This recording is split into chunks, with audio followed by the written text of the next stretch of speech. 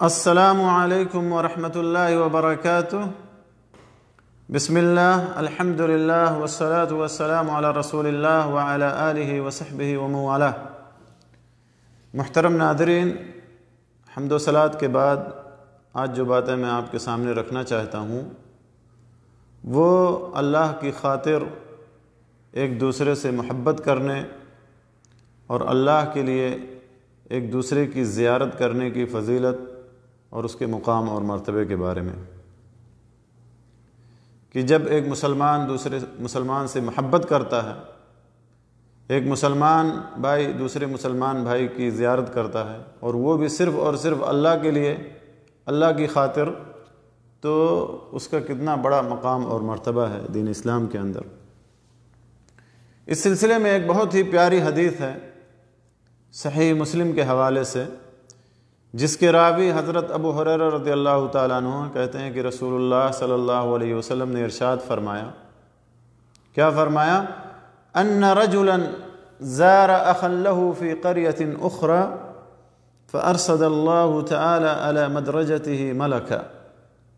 فلما اتى عليه قال اين تريد؟ قال اريد اخا لي في هذه القرية قال هل لك عليه من نعمة تربها عليه؟ قال لا غير أني أحببته في الله تعالى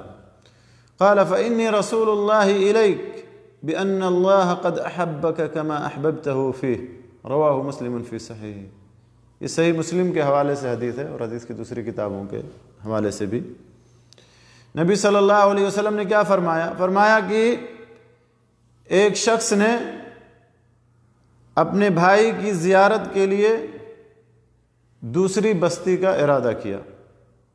یا ایک شخص اپنے بھائی کی زیارت کے لیے، اپنے بھائی سے ملاقات کے لیے دوسری بستی میں گیا، تو اللہ تبارک و تعالیٰ نے اس کے راستے پر ایک فرشتے کو مامور کر دیا، ایک فرشتے کو بٹھا دیا اس کی حفاظت کے لیے، اس کی نگرانی کے لیے۔ اور جب وہ شخص اس جگہ پہنچا جہاں پہ فرشتہ موجود تھا، تو فرشتے نے اس سے سوال کیا، پوچھا کہ تم کہاں کا ارادہ رکھتے ہو؟ این ترید، کہاں جا رہے ہو، کہاں کا ارادہ رکھتے ہو؟ تو اس شخص نے جواب دیا کہ ارید اخا لی فی ہذہ القریہ، کہ اس بستی میں میرا ایک بھائی رہتا ہے،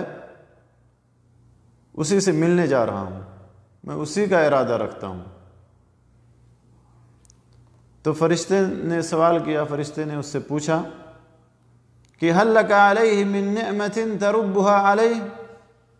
کہ کیا تمہارے اوپر اس کا کوئی احسان ہے جسے تم چکانا چاہتے ہو؟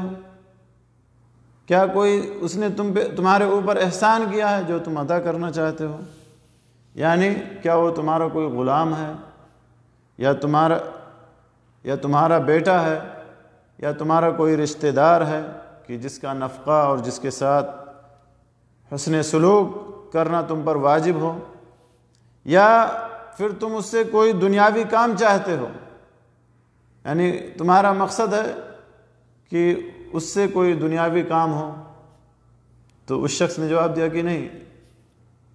ایسی کوئی بات نہیں ہے، یعنی اس نے کوئی میرے اوپر احسان نہیں کیا ہے جس کا میں بدلہ چکانا چاہتا ہوں، اور نہ ہی وہ میرا کوئی غلام ہے، نہ کوئی رشتہ دار ہے، نہ کوئی بیٹا ہے، نہ کوئی ایسا شخص ہے جس سے کہ میرا کوئی دنیاوی مقصد ہو، یا جس کا جس کے ساتھ حسن سلوک کرنا میرے اوپر واجب ہو۔ ایسی کوئی بات نہیں ہے۔ غیر اننی احببتہ فی اللہ، میں تو محض اللہ کے لیے اس سے محبت رکھتا ہوں، اللہ کی خاطر میں اس سے محبت کرتا ہوں،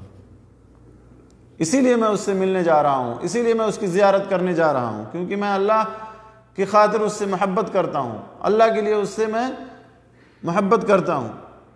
تو اس فرشتے نے کیا کہا؟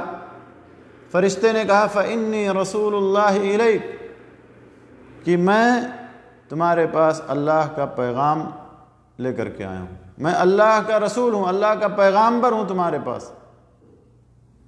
تمہارے پاس اللہ کا پیغام لے کر کے آیا ہوں، بأن اللہ قد احبک کما احببتہ فیہ، کہ اللہ تعالیٰ بھی تم سے ویسے ہی محبت کرتا ہے جیسے کہ تم اللہ کی خاطر اس سے محبت کرتے ہو۔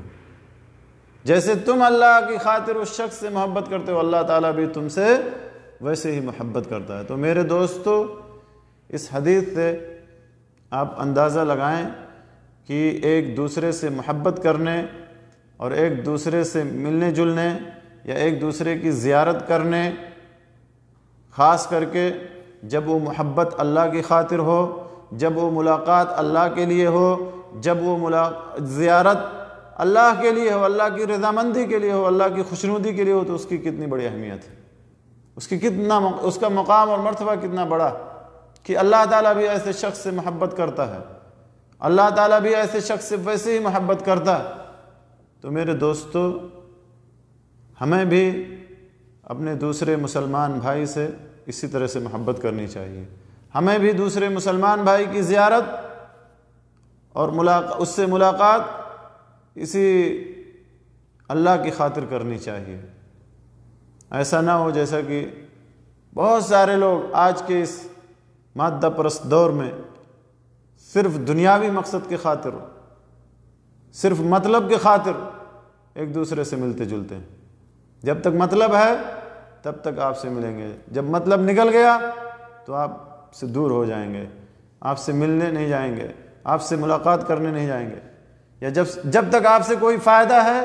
تو آپ کے قریب رہیں گے، جب آپ سے فائدہ نکل گیا یا جب آپ سے کوئی مطلب نہیں رہا تو پھر آپ سے دور ہو جائیں گے۔ نہیں میرے دوستو، اور یہی نبی صلی اللہ علیہ وسلم کی سنت اور یہی نبی صلی اللہ علیہ وسلم کا طریقہ کار تھا۔ جیسا کہ حضرت ابو بکر رضی اللہ تعالیٰ عنہ اور حضرت عمر رضی اللہ تعالیٰ عنہ کی زیارت کا واقعہ ہے کہ انہوں نے ام ایمن کی زیارت کی، اور اس حدیث کو انس ابن مالک رضی اللہ تعالیٰ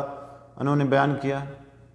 کہ حضرت ابو بکر رضی اللہ تعالیٰ عنہ نے حضرت عمر سے کہا نبی صلی اللہ علیہ وسلم کی وفات کے بعد کہ ہمارے ساتھ چلو ام ایمن کے پاس رضی اللہ تعالیٰ عنہ،